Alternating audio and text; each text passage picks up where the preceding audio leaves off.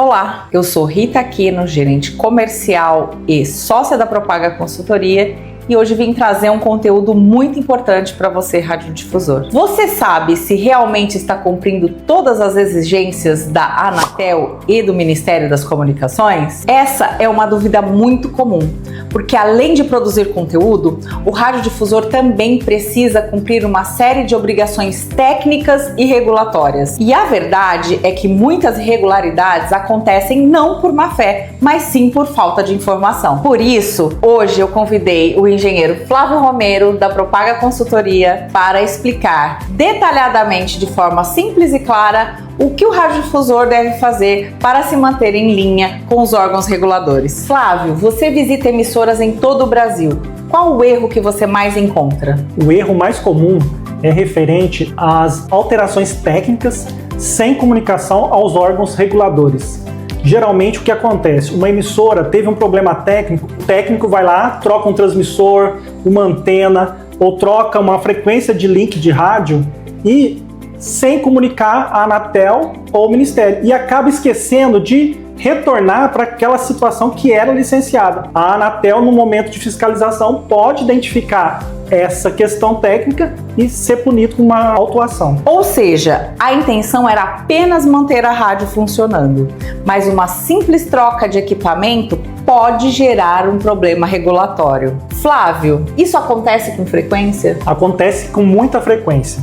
O radiodifusor, ele desconhece quais são os equipamentos que podem ser trocados sem precisar de licença e aqueles que não devem ser trocados, pois necessita da licença de funcionamento e de estar aderente àquela licença. Então, acontece com muita frequência. Então, quer dizer que trocar um equipamento ou as características desse equipamento pode gerar um problema com a Anatel? Podem. Alguns equipamentos devem ser comunicados à Anatel antes da alteração. Outros são permitidos trocar sem autorização da Anatel.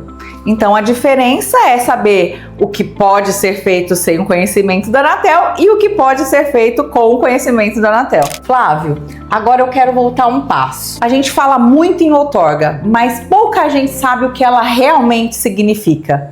Você poderia contar um pouco pra gente? A outorga é uma concessão dada pela União às empresas privadas para que executem um serviço de radiodifusão. Essa outorga ela tem validade de 10 anos para o rádio e 15 anos para a televisão. E são renovados a cada 10 anos para o rádio e a cada 15 anos para a televisão. Então, Flávio, sem outorga válida, não existe autorização para o serviço de radiodifusão? Exatamente. Ela é a base legal de toda operação e merece muita atenção. Então aqui nós estamos falando da famosa renovação de outorga.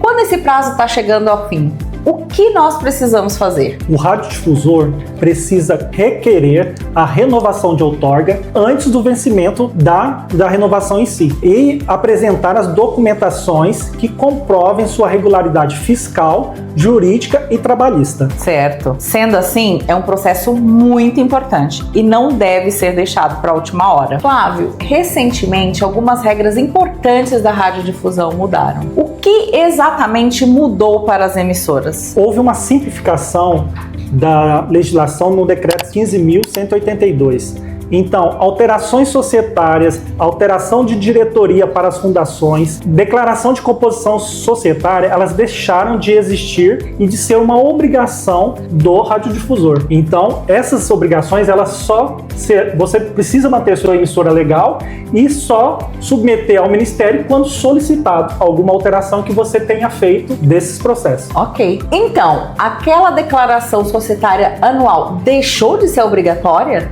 Sim, ela deixou de existir com a nova regra do decreto 15.182. Mas é importante deixar toda a documentação organizada para apresentar ao Ministério sempre que ele solicitar. Sim, claro. Flávio, essa talvez seja uma das dúvidas que eu mais escuto dos radiodifusores. Quando uma estação está licenciada e funcionando, eu posso trocar algum equipamento ou alguma característica da estação sem avisar? Depende. Existem equipamentos que você pode mudar modelo e fabricante. Por exemplo, o transmissor, a antena, eu posso mudar modelo e fabricante, desde que as características desses equipamentos sejam iguais a que você tinha anteriormente e licenciado. E importante, mesmo essa alteração, você precisa fazer a atualização da sua licença e imprimir novamente com as novas características. Então, Flávio, nem toda troca precisa de autorização? Exatamente.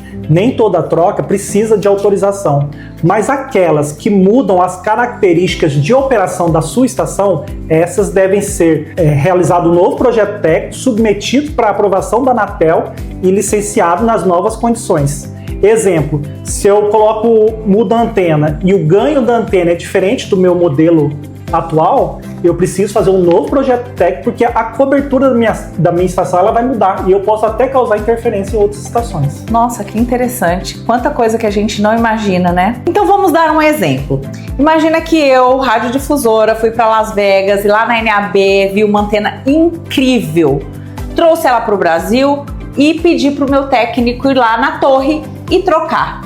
Tudo bem? Não está tudo bem. O que acontece? O fabricante tem uma característica daquela antena, um ganho, quantidade de elementos que talvez difere do que você está licenciado. Então, primeiramente tem que comparar a antena que você tem hoje com a antena que você achou incrível na NAB, se assume as mesmas características de ganho, de número de elementos, de diagrama. Se não acontece isso, você precisa apresentar um novo projeto técnico na Anatel e requerer o licenciamento e aprovação. Nossa, olha que interessante. Então, duas antenas visivelmente iguais podem exigir projetos diferentes? Exatamente. Um fabricante, mesmo modelo de antena, pode ter características técnicas diferentes, porque cada fabricante tem uma forma de construir aquela antena que pode gerar um ganho ou até mesmo um tamanho diferente. Olha só. E por isso é importante sempre consultar um engenheiro para saber se as características da sua antena que você comprou, elas são iguais a que você tinha no passado e licenciado. Então, Flávio, vamos facilitar a vida de quem está assistindo. Quais são as características que não podem ser alteradas sem a comunicação prévia ao Ministério das Comunicações e à Anatel? Todas as características técnicas que constam da licença de funcionamento. Coordenadas geográficas, endereço de instalação, potência de transmissor, modelo fabricante de transmissor, modelo fabricante de antena, ganho de antena, altura dessa antena na torre, todas essas informações precisam ser exatamente como estão na licença. Inclusive, comprimento de cabo e modelo do cabo. Então, Flávio, eu não posso comprar um terreno aqui do lado, montar a minha torre e instalar a minha estação. É isso? Exatamente. O que acontece? Quando a gente faz um projeto técnico, a gente leva em consideração as coordenadas geográficas, que aquele ponto ele tem uma cota. E essa cota ela vai influenciar na classe do canal, na potência do canal, no tipo de antena que eu vou usar e tudo mais. Uau! Então, Flávio, eu tô achando que o sinal da minha rádio aqui na Zona Leste de São Paulo tá meio fraco. Eu posso subir lá no transmissor e aumentar um pouquinho a potência? Não pode. A potência do transmissor ela deve ser como consta na licença. Toda alteração de potência precisa ser feito um projeto técnico para ver se você não está extrapolando sua classe e se você não vai interferir numa outra emissora. Então significa que se eu aumentar a potência do meu transmissor sem um projeto técnico, eu posso prejudicar a outra rádio? Pode. Você pode causar interferência em outra rádio ou em outros serviços como aeroporto, links e tudo mais. É bem sério, gente. Tem que fazer projeto técnico para fazer alteração de potência. Ou seja, a solução para um problema pode acabar gerando outro muito maior? Exatamente. Flávio, agora vamos falar de documentação. Quais são as documentações que toda emissora precisa manter atualizada? A principal delas é a licença de funcionamento. Também tem um relatório de conformidade que garante que a sua estação não está expondo a população a níveis de radiação maior que os estabelecidos na legislação. Olha só. Então, Flávio, esse é aquele laudo que fala sobre a exposição humana à radiação? Exatamente. Ele garante que os níveis de radiação estão dentro dos parâmetros que não afetem a população em geral e aos profissionais que trabalham próximos a este equipamento. Ou seja, não é apenas uma exigência burocrática, é também uma questão de segurança. Exatamente. E é importante dizer que hoje a legislação ela tem dois tipos de laudo. Tem uns medidos, que são para classes especiais, tem uns teóricos, que a gente calcula. Ok. Então, não necessariamente esse laudo precisa ser medido na torre, ele também pode ser medido via software e equipamentos que fazem essa medição à distância. São calculados.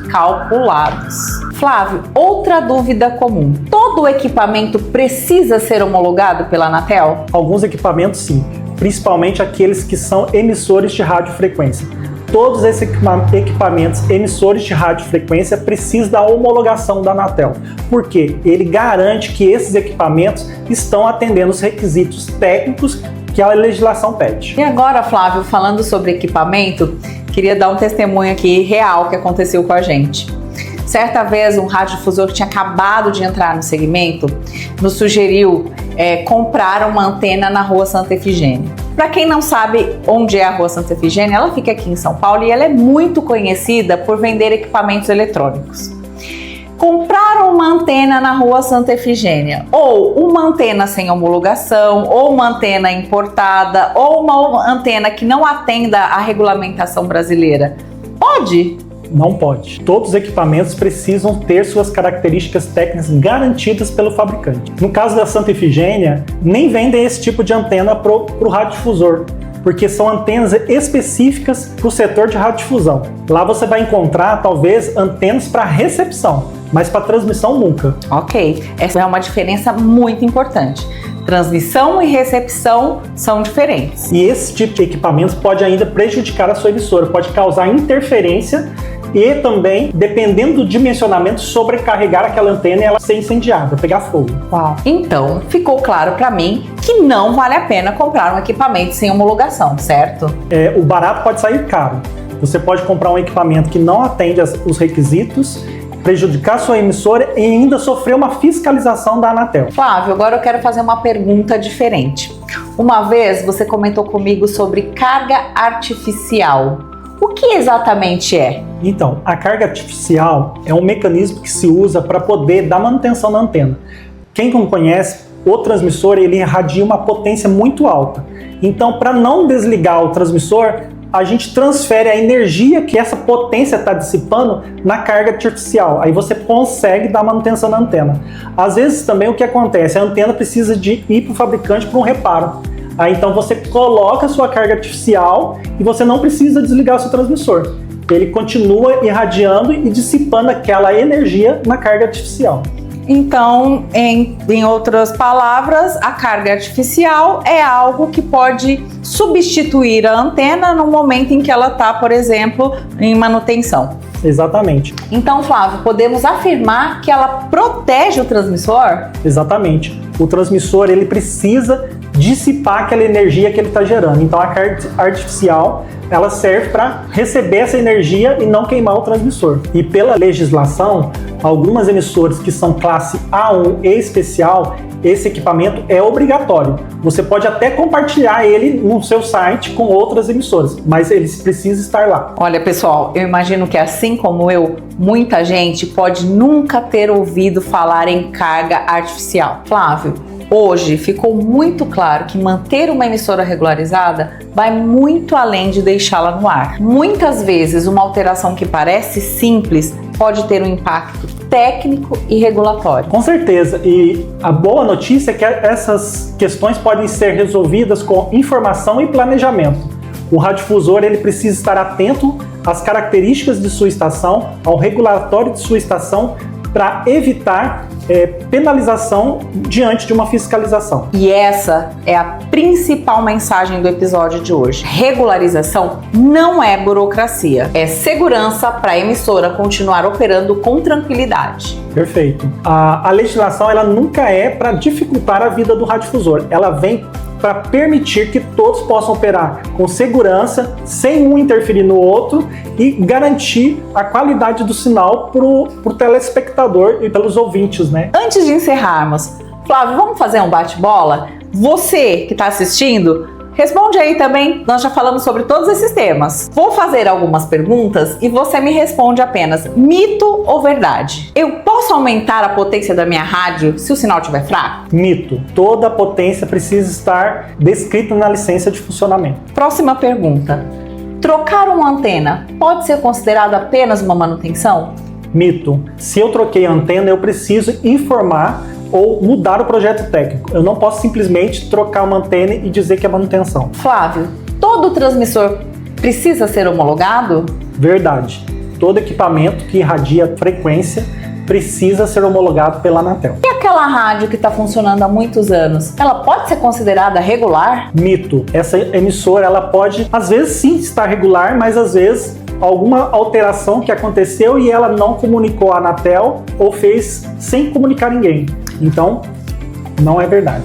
Ou mesmo a própria renovação de outorga que acontece, como você disse, a cada 10 anos para a rádio e a cada 15 anos para a TV. Essa também é uma forma dela não estar regular, se ela não fizer essa renovação de outorga. Exatamente. E o radiodifusor, por demorar tanto tempo para chegar aos 10 anos, acaba esquecendo. Então tem que ficar muito atento a essa regulamentação. Flávio, gostei desse quadro. Acho que muita gente respondeu errado com a gente.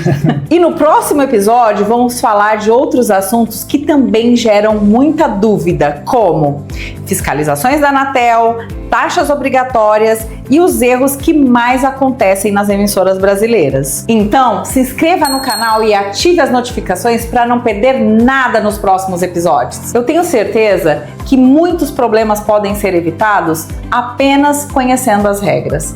Se esse conteúdo foi importante para você, compartilhe. Se ficou alguma dúvida, deixa aqui nos comentários. Nós vamos ler e nos próximos programas responderemos a todas elas. Muito obrigado pela sua companhia e até o próximo episódio!